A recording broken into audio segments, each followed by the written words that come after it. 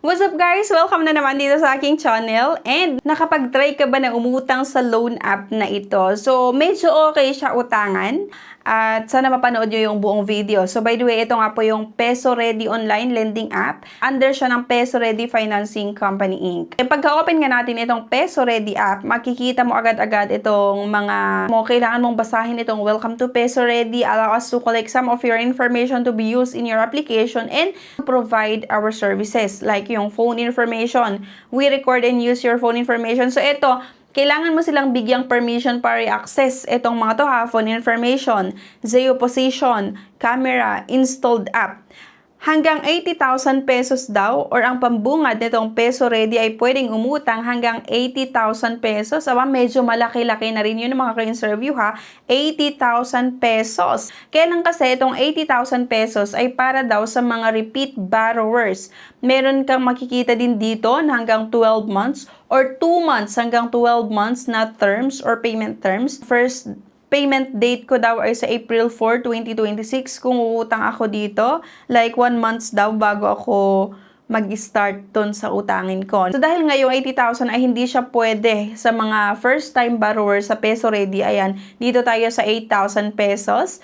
Payable in 2 months yung nilagay ko. And April 4 pa rin daw, 2026 yung first repayment date ko. Bago nga tayo makautang, kailangan yung sagutan itong mga basic information pa rin like yung full name, date of birth, yung gender, at yung email.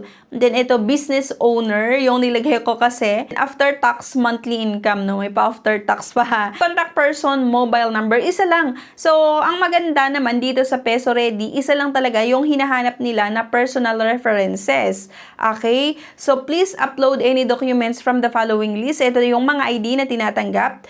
50% probability of loan approval.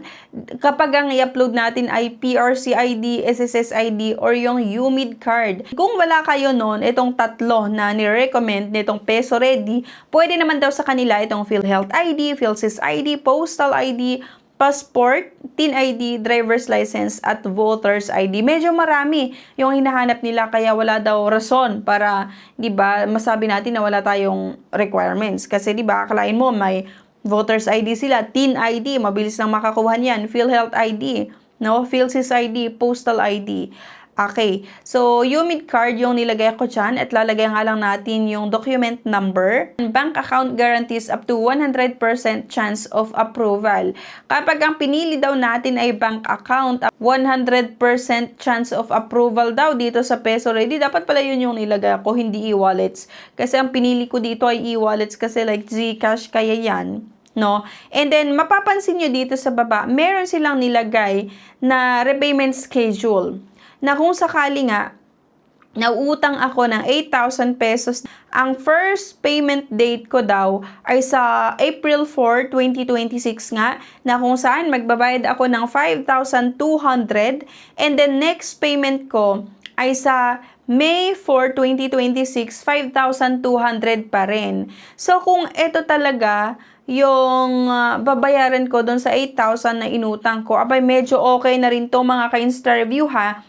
Kasi, mahaba yung terms na ino-offer, like 2 months, no? Yung ino-offer na terms dun sa pagbabayad ko daw ng 8,000 na utang ko. Kaya, para sa akin, dahil wala din naman akong requirements na isa-submit, isang valid government ID lang yung ginamit ko para makapag-apply, medyo okay na rin yung ganitong terms, no? Ganitong terms na 2 months at kahit magbayad ako ng almost 10,400 doon sa 8,000 na inutang ko. So, I confirm to apply and agree with the following terms and condition. Kung mapapansin nyo, merong loan amount na 8,000 pesos nga finance charge. Meron daw itong service fee na 2,400. Doon napunta yung 2,400 or yung additional kasi 8,000 loan amount nga plus yung service fee 2,400 doon sa 8,000 na utangin ko. Kaya ang buong babayaran ko nga ay nasa 10,400. Okay, net proceeds 8,000 daw. So, matatanggap ko siya ng buo kasi net proceeds ay 8,000 talaga yung nakalagay dito. Mag-agree ka nga daw dito sa terms and conditions at nakakaloka lang kasi ito pa rin yung status ng loan application ko. Ayan siya mga mima, no? 8,000 loan amount pero declined. Sorry to inform you but your request was not approved. Please try once again 1 week after submitting the initial application. Diba? Okay na sana itong Peso Ready. Kaso, bakit declined yung loan application ko? Diba? Ang bilis din nila mag-decline. Or ang bilis lumabas yung status ng loan application dito sa Peso Ready, ha? Pagka-submit ko, nakita ko agad yung status ng loan application ko na declined. So, malay mo, diba, kapag umutang ka dito sa Peso Ready, ang makikita mo ay approve, no? Pag-submit mo ay approve yung loan application mo, pero sa akin kasi declined. So, by the way, mga ka-interview, in case na naghanap pa kayo ng ibang loan option, ibang pautangan online, or nakapag-try kayo sa mga legit or sa mga magagandang nagpapautang online pero puro kayo declined, may mga ibang loan option na nilagay ako sa comment section. So, i-click nyo nga lang yung mga link na yan para may explore. Pero disclaimer, mga ka-interview, ang bawat desisyon na gagawin nyo ay wala pa akong kinalaman. Balang sa akin lang ay nagre-review ng iba't ibang mga loan app, no? Pero kahit decline daw yung loan application sa Peso Ready, meron silang ibang mga partner or ibang mga loan apps na nire-recommend na pwede nyong mautangan. Ito, we have found options for you with a high probability of approval. The more applications you submit, the greater the chance of approval. Pwede nyo daw subukan itong Finbro, Cash Express, meron pa rin YaLoan, Loan Online. So, pwede nyo masubukan yung mga pautangan na yon kung sakali na ma-decline nga kayo dito sa Peso Ready. So, kung sakali mga ka-interview, may mga nakapag-try na umutang dito sa Peso Ready, approve ang kanilang loan application or ang inyong loan application, sana i-comment nyo po yan para mabasa ko, para malaman ko din kung talagang itong 2 months na offer ng Peso Ready ay totoo ba talaga, nag-o-offer ba talaga sila ng 2 months na terms kahit first time na umutang dito, at pwede ba talaga hanggang 8,000 or nag-approve ba talaga sila ng 8,000, 10,000 na loan amount kahit first time nyo or first time na mag-try dito sa Peso Ready. So sa akin nga kasi na-decline yung loan application ko kaya hindi ko may pakita sa inyo yung final breakdown. At ayun, sana i-comment nyo po yan kung mahaba pa talaga yung ino-offer nitong Peso Ready na payment terms. Kasi nga, kung ganito talaga magpautang, na sa first loan ko, 8,000 agad yung pwede kong utangin na payable sa loob ng 2 months, okay na sana itong Peso Ready na utangan, ha. 2 months, kahit medyo mataas yung charges niya, like nasa 2,400 within 2 months, pero at least 2 months yon, matatanggap pa ng buo daw yung 8,000 pesos or yung loan proceeds.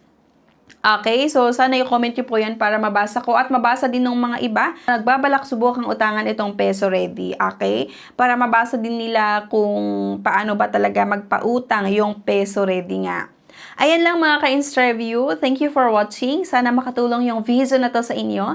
Please don't forget nga to like, share, and subscribe para maging updated lang din kayo sa iba't ibang mga reviews na gagawin natin na ipapalabas ko dito sa aking channel, Gia Insta Review. Thank you at see you sa aking next video. Bye!